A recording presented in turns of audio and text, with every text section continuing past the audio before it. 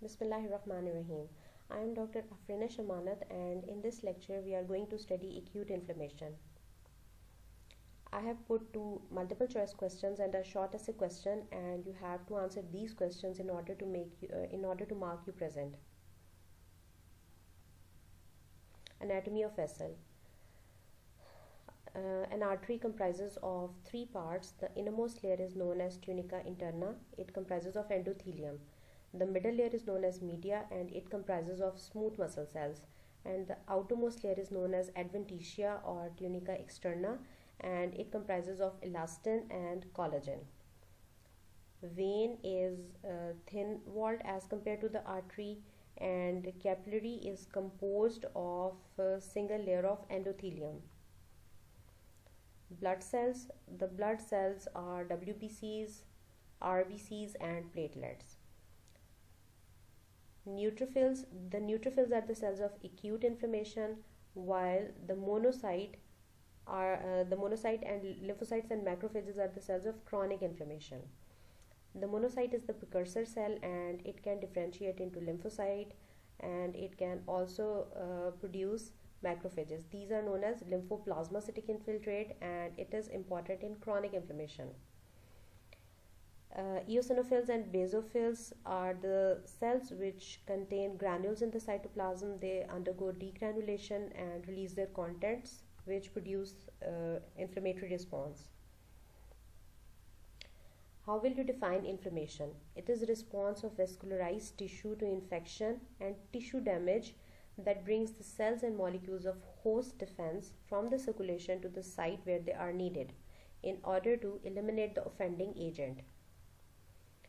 It is a beneficial host response to the foreign invaders and necrotic tissue, but it can also produce tissue damage.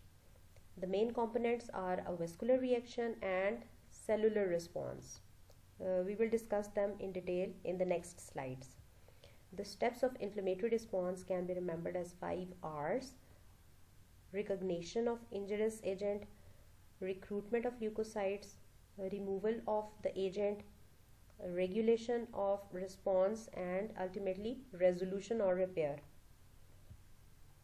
When the microbe invades the cell, it is recognized by certain receptors on macrophages, dendritic cells, mast cells, etc. This step is known as recognition. Next step is recruitment of further cells and release of mediators, and their role is to eliminate the offending agent. The next step is regulation of inflammatory response and further repair of the tissue.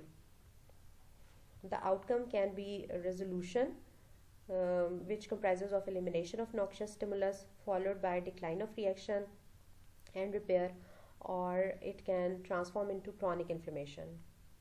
Major participants of inflammation are leukocytes, antibodies, and complement proteins. These are the major components in acute inflammation, and these cells normally circulate in the blood. They are normally sequestered in the cells so that they cannot cause damage to the tissue, and they can be rapidly recruited to any site in the body. Causes of inflammation can be infections, bacterial, viral, fungal, parasitic. Tissue necrosis is also a recognized factor. Foreign bodies like splinters, dirt, or suture, and even some endogenous substances like urate crystals in gout and cholesterol crystals in atherosclerosis. Hypersensitivity reactions are also mediators of acute inflammation. Signs of inflammation are Calor, rubor, tumor, dolor, and functio lacy. Bee sting produces inflammatory reaction in the form of redness on skin. Acute staphylococcal infection produces boil on the skin. Gout can also cause acute inflammatory attack in the great toe. Inflammation is of two types: acute inflammation and chronic inflammation. Acute inflammation is the initial rapid response to infection and tissue damage. Its characteristics are that it develops within minutes or hours, it is of shorter duration, it can last for several hours or few days. There is formation of edema, exudation of fluid and plasma proteins, which can be followed by emigration of leukocytes, predominantly neutrophils, and it can progress into chronic inflammation. The differences between acute and chronic inflammation: the onset of acute inflammation is fast and chronic inflammation is slow. The cell of acute inflammation is neutrophil, while the cell of chronic inflammation is lymphocyte, macrophage, and monocyte. Tissue injury and fibrosis is usually mild and self-limited in acute, while it is severe and progressive in chronic. And the local and systemic signs are prominent in acute inflammation, while they are less prominent in chronic inflammation. Sometimes the inflammatory reaction becomes the cause of disease, and the damage it produces is the dominant feature. Inflammatory reaction can be accompanied by tissue damage and its associated signs and symptoms like pain and functional impairment. However, all these changes are self-limited in normal individuals, and they can resolve as the inflammation abates. However, in autoimmune disorders, the inflammatory reaction is misdirected, and it can occur against normally harmless environmental substances that evoke immune response, for example allergies, or the immune response can be excessively prolonged as occur in infections by microbes that resist eradication. Inflammatory reactions are the basis of many chronic diseases like rheumatoid arthritis, atherosclerosis, and lung fibrosis. Hypersensitivity reactions to insect bite, drug, and toxin. The inflammation also contributes to certain metabolic degenerative or genetic disorders like type 2 diabetes, Alzheimer's disease, and cancer. This table shows you the cells in acute and chronic inflammatory disorders.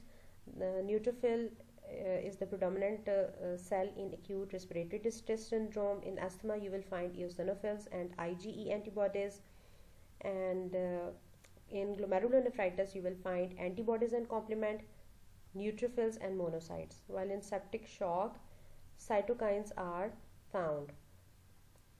The cells of chronic inflammation are lymphocytes and macrophages. In asthma, you will appreciate eosinophils and IgE antibodies. Recognition of microbes. The first step in inflammatory response is recognition of microbe and necrotic cells, and it occurs by certain cellular receptors and circulating proteins. These circulating receptors are toll-like receptors. And what are these toll-like receptors? They are named for the founding member toll, a gene that was discovered in Drosophila. These receptors are present on phagocytes, dendritic cells, and many other cells. Dendritic cells are the cells in epithelia and all the tissues whose function is to capture microbes. Pattern recognition receptors.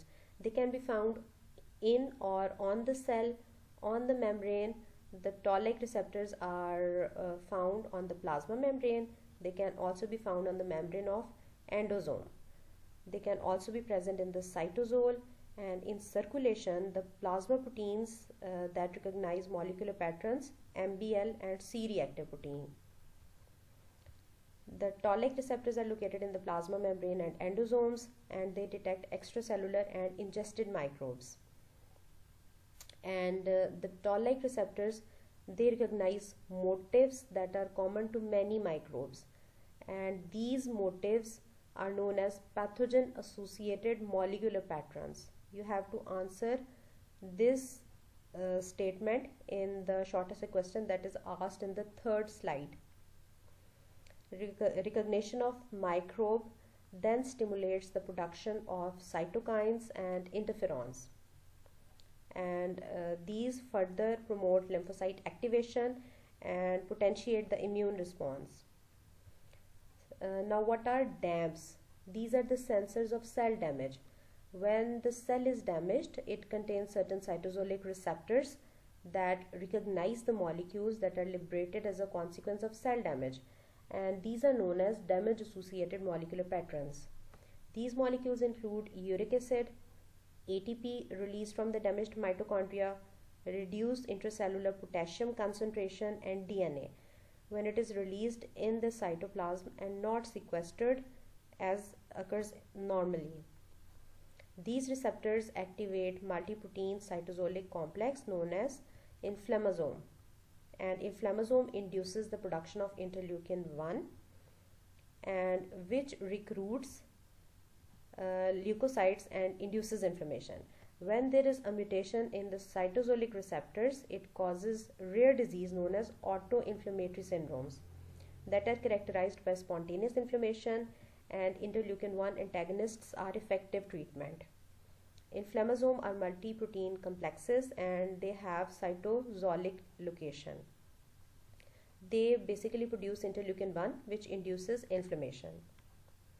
The inflammasome has been implicated in inflammatory reaction to urate crystals in gout, cholesterol crystals in atherosclerosis, lipids in metabolic syndrome and obesity associated diabetes, and amyloid deposits in the brain in Alzheimer's disease.